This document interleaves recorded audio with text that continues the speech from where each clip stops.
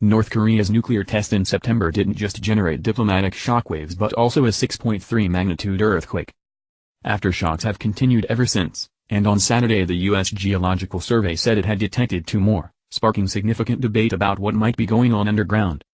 What happened during the nuclear test?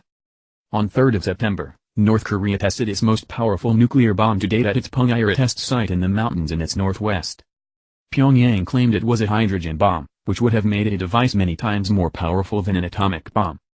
Experts have expressed concerns the explosion might have been so powerful it could destabilize the surrounding mountains. Why are aftershocks still happening? According to the USGS, last weekend's tremors were relaxation events. They measured a magnitude of 2.9 and 2.4. When you have a large nuclear test, it moves the Earth's crust around the area, and it takes a while for it to fully subside. We've had a few of them since the 6th nuclear test, an official told Reuters.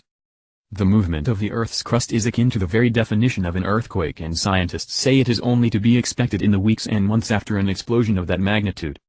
These aftershocks for a 6.3 magnitude nuclear test are not very surprising, Dr. Jaska Polit, seismologist and professor of geophysics at California State Polytechnic University, told the BBC. After any tremor of that size, aftershocks with declining magnitude are common, as the rock moves around and releases stress. The area around the quake site experiences deformation, and this creates areas of increased and decreased stress, which affects the distribution of aftershocks, Ms. Polit said. The fact that the source of the earthquake is an explosion doesn't change how we expect the energy to redistribute, geophysicist and disaster researcher Mika McKinnon told the BBC.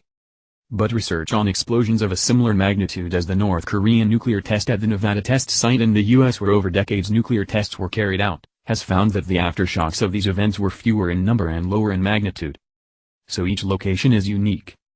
Can tremors destroy the test site? One of the speculations after the September test was that it would damage the tunnel system North Korea has dug into the mountains at its test site. The more energy you put into an area, the more unstable it's going to get, Mika McKinnon explained. The more tests are happening, the more energy there is, the more redistribution of stress and the more rocks will be breaking. There have been some indications of individual tunnel collapses, she explained. Seismic signals that look more like rockfall than anything else. That will happen more and more. But, she adds, there is no way of really knowing whether the entire tunnel system will collapse, as this is an engineering problem far more than a scientific one. It is unclear whether this process already has rendered the current test site unusable, but North Korea has hinted its next nuclear test could be above ground. Could the tremors cause a volcanic eruption? Near the Punggye test site is the active volcano of Mount Baekdu, a mountain considered holy in North Korea. The seismic waves are hitting the volcano and hitting the magma beneath the volcano, Ms. McKinnon explained. But she says it is unlikely that any of this seismic energy would be sufficient to trigger an eruption. The volcano last erupted in 1903, but the latest underground nuclear test sparked concern the tremors might trigger another eruption. This has been a point of debate, but there is little data to support this. A study published in Nature last year predicted that the seismic waves of a hypothetical nuclear test at magnitude 7.0 would produce stress changes that were not insignificant. But, as Ms. Polit points out, little is known about what processes can and cannot trigger volcanic eruptions, and there appears to be no documented correlation between the Nevada explosions and activity in nearby volcanic areas, such as Timber Mountain and Long Valley caldera. There has also been no activity recorded as a result of nuclear tests conducted near the seismically active Aleutian Islands. North Korean leader Kim Jong-un still seems to trust the holy mountain.